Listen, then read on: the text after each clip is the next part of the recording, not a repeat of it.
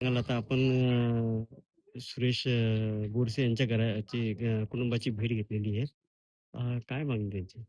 खरं तर इथं आल्याच्या नंतर अशी माहिती कळाली, की त्यांच्या कुटुंबियांसोबत चर्चा केल्याच्या नंतर यामध्ये रक्षकच भक्षक होत चाललाय राज्यामध्ये.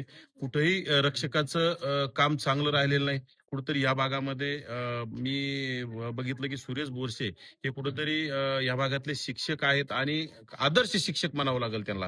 हे कुठेतरी घरातल्या कुटुंबियातल्या छोट्या-छोट्या मुलांना आईस्क्रीम खायची इच्छा झाली म्हणून आईस्क्रीम आणण्यासाठी बाहेर गेले आणि बाहेरून येत असताना कुठेतरी पोलीस वर्दी नसलेले तिथं पोलीस आणि पोलिसांचे लागेबांधे असणारे वाळू माफिया किंवा 307चा आरोपी पकडण्यासाठी त्यांच्यासोबत वाळू माफिया सोबत होते.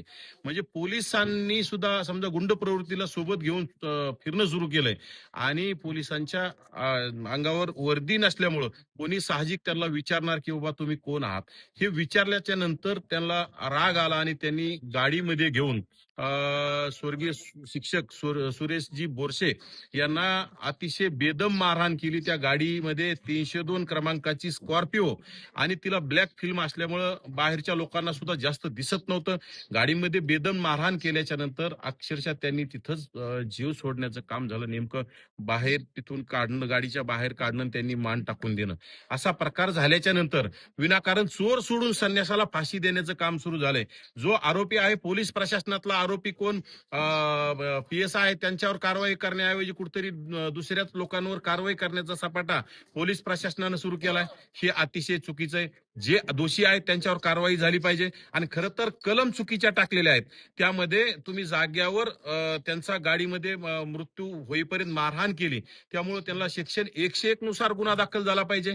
सदोष मनुष्य वधाचा गुन्हा त्याच्यामध्ये दाखल झाला पाहिजे आणि जो कोणी पोलीस अधिकारी आहे PSI त्यांच्यावर सदोष मनुष्य त्यांना सुरुवातीला अगोदर निलंबित करणं गरजेचं आहे आणि निलंबित करून त्यांना तात्काळ त्यांच्यावर सदोष मनुस्वादाचा गुन्हा कलम सेक्शन 101 नुसार गुन्हा दाखल होणं गरजेचं आहे.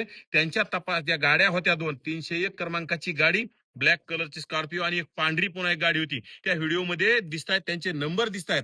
ते व्हिडिओ व्हायरल झालेत समाज माध्यमामध्ये.